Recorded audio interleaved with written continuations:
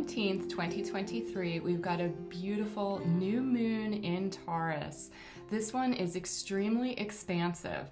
It occurs at 11:54 a.m. Eastern US time, so figure that out for your own time zone. On a personal note, this one actually occurs on the 25-year anniversary of my life-changing traumatic brain injury and car accident. And it exactly conjuncts my midheaven, like literally to the minute, it conjuncts my midheaven in my natal chart. So I'll probably feel this more than most people, but we're all going to feel it because the astrology in mid-May is lit. 3 days before this new moon, so on May 16th, Jupiter enters Taurus, and that pings that last new moon that we had in Aries, the solar eclipse, that's going to get reactivated for the next 18 months. Yeah, it happens already with this transit of Jupiter moving into Taurus, and with that occurring so soon before this new moon in Taurus, it gives this extra Jupiter flavor. That's an expansive flavor. The degree is 28 degrees 25 minutes, and the Sabian symbol for that degree is Taurus 29, two cobblers working at a table. Dane Rudhyar goes on to elaborate on that with a keynote, the twofold character of man's mature understanding. So we've got an awareness of two worlds here.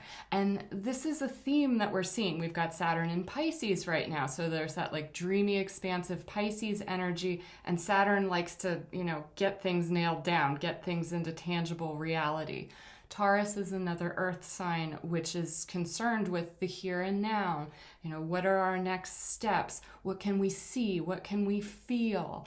Taurus is also ruled by Venus, and so there's a concern with beauty and values, with our self-esteem. So all of these are kind of general things that are up with any Taurus new moon. But with this particular one, in this particular degree, we've got that imagery of the two cobblers. Now, they're working together, so that brings up some other themes that I've been talking about in full moon videos, both the Libra full moon and the Scorpio full moon that we've recently had in April and May. Those dealt with partnerships or collaborations and shared resources. Here we have something where we've got two cobblers working together. Now, cobblers are also that's a magical profession. So in fairy tales, we often hear of millers or smiths or cobblers, and that's because those were thought to be connected to the other realm in some way.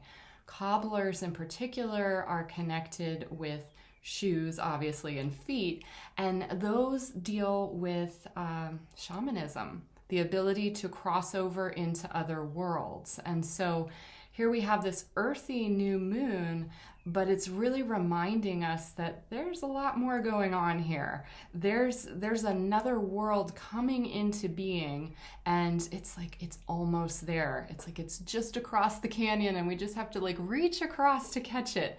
That's what's happening. We're bringing that into our own tangible reality.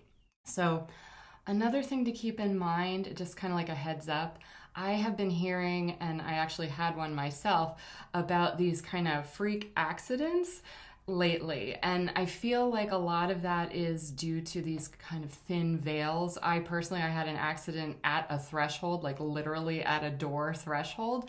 And I have a client who also recently had a similar kind of freaky thing happen involving a door. So when you're dealing with two worlds, when you're dealing with this kind of nebulous realm, and then you get a new moon or a full moon or an eclipse, that's just a time of heightened energy. And again, it's a reminder of what are we creating? What kind of future are we moving into? The Jupiter flavor of this eclipse actually is even bigger and also more connected with the future than just pinging that last eclipse that we had. Also, the North Node is right around 3 degrees Taurus. So when Jupiter enters Taurus, Jupiter is conjuncting the North Node.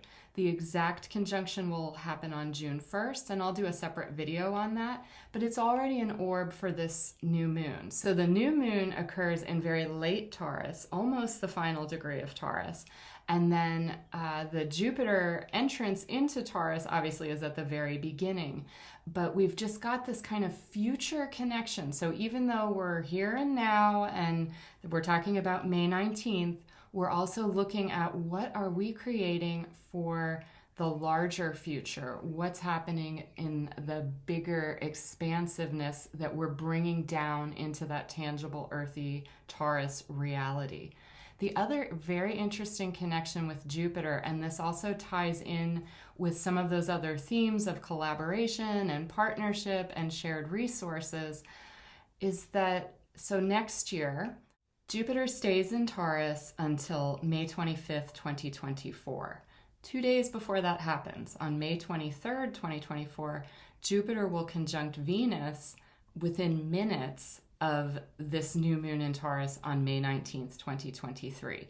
So that hasn't happened yet, obviously, but the way astrology works, we see cycles, we see certain degrees that kind of ping, ping. So the last eclipse was one of them.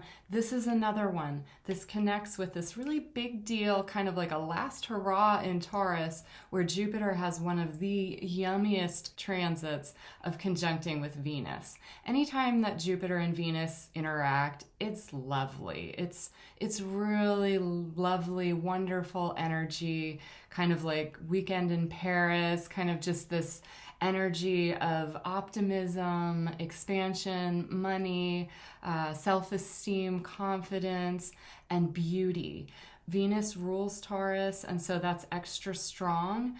And at the time of this new moon on the 19th, we may get some glimmers of what's ahead. That could be romantic relationships, that could be partnerships, collaborations, but it could also just be any kind of creative project that is coming more down to earth. Another thing to keep in mind about this May 19th new moon in Taurus is that the next day, the 20th, Mars moves into Leo. That creates a super potent T-square with Jupiter in very early Taurus and Pluto still in very early Aquarius. I talked about this a whole lot more with my good friend and astrologer Timothy Glenn. I've linked that below.